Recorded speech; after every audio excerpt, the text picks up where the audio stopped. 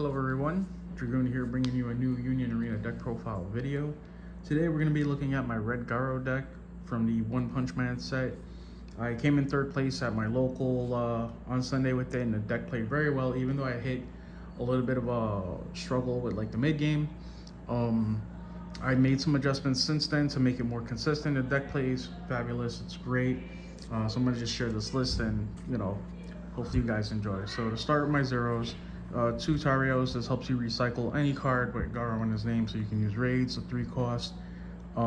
Typically those are my 2 targets, although if I need the milling desperately, you can grab the 2 drop as well. Main man of the deck, 4 Garos. He has an active trigger, which is great. 2k power, so he can run over the little get cards, and overall very important raid target. And then to finish off my zeros, 4 Boros. This helps you reach the 15 cards in a discard pile for the max benefit 4 Garo and the 4 drop Garo, which is important, and he's an active trigger. So the active triggers are pretty important in this, considering that the 3 cost SR Garo as well as the raid Garo gain power from having X amount of cards in the trash, 5, 10, 15, and being able to multiple block with them is very important. Going into the 1 cost, 4 Phoenix Bands. This helps you kind of start getting into your meat and potatoes of the deck. On play, you look at the top 3 cards of your deck, and you can grab a Monsters Association or Garo, which is pretty good. And then he trashes a card too, so having a draw trigger plus filter is great. You're going to get a card out of your deck however you see them. So 3 Deep Sea Kings. These are a personal tech choice for me. During the late game, him having Nullify Impact is really good. Being a 3500 powered monster on defense is pretty good too, because then you can't really be chumped out by the lower monsters. And then he has a draw trigger, so really good utility and functionality. To round out the non-Garo 2 cost, 4 Hellish Flames.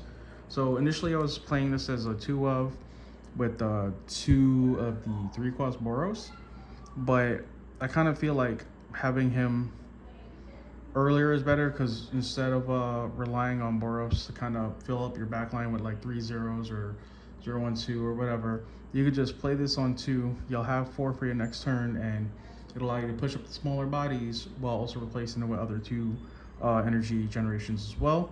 And he's searchable with Phoenix Man, so like added consistency is always good. To finish off my 2 costs, I am playing 4 Garo.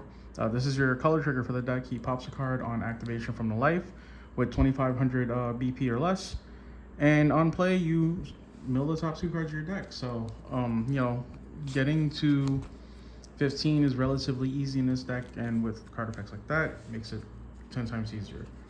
For 3 costs, I'm just playing 4 of the SR Garo, 2 energy gen, which is good, draw on trigger, and for 2 AP he can pop a card with power equal to or less than him, so you don't have to use that effect. You can just play him in the back for 1 energy, generates 2. I typically like to use them to get rid of like nullify impacts or like chump blockers and stuff like that. And the last 3 costs I play is a single Boros. Mainly I use him because he's energy gen 2, but being able to see 3 cards because of the effect, the card you grab from life and then the cards you draw 2 of, as well as trashing, just benefits you so well. While I'm tempted to put him back to 2 and Hellish Flames at 3, I kind of felt like him being 3 energy costs kind of hurts building into the middle game where you're trying to drop your 4 drops and your raids and stuff like that. So I wanted to limit this down a little bit, and so far in testing it's been working out pretty well. Going into the 4 drops, I just played 4 Garos, another active trigger in the deck, hooray.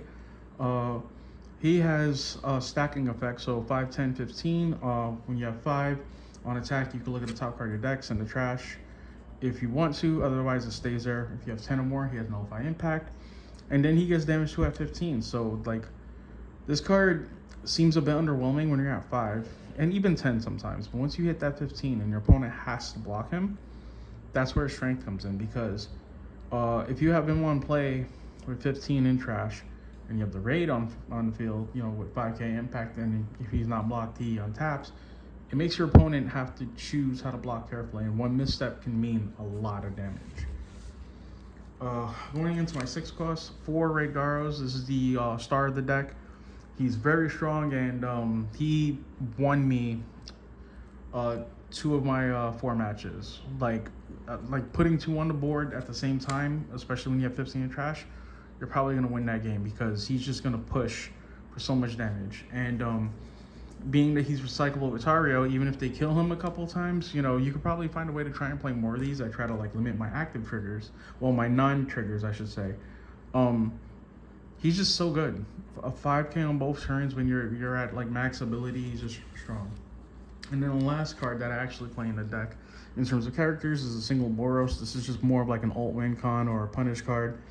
5K on the turn you play him. If your lives are matched, then, well, if your lives are 4 or less, then you can tap a second AP and pop a card in the field. And even if you don't do that, he still has impact, so he's strong in that. The last character card I play is a single copy of Green Saitama. This is a flex spot. You could literally play, like, if you want to play the second Boros I was talking about, play it. If you want to play Hero Almanac, which is a pretty decent tech card, you can play that too. Super S could take the spot. There's a lot of things here. I just like the idea of, like, you know, if I mill him, I draw a card. If I draw him, I just trash him with Boros or a Phoenix Man. So the functionality he serves there is like pretty open to what you want to do with it. Going into my event cards, is basic stuff. 4 monster cells, 4 Fists of Flowing Water. Your specials, your finals, you play 4 and 4 in most decks. And the last 2 cards I play are the 2 sight cards, 2 Monster Association. This lets you mill. It lets you put a Garo back to the top of the deck, which you can do. You could also put a Monster Association card from your trash back to the top of your deck, but you're really just going to use it to get your Garos back. And it being 2 energy gen is why I play it. It's okay. Like, I don't mind not seeing this card, but when I do have it, it just helps, you know, get to my win con. So that's going to be most of the video. One piece of advice that I can give you when it comes to this deck is, like, while playing any deck that mills tends to be a little off-putting, because you're going to be concerned about what you mill. If you played Yu-Gi-Oh! And you played Garousworn, you understand that the power that you get from these mills will lead you to winning the game. So try not to stress what you mill too much. Plus, you have the ability to get some of it back, which is important. Thank you for watching. Until next time.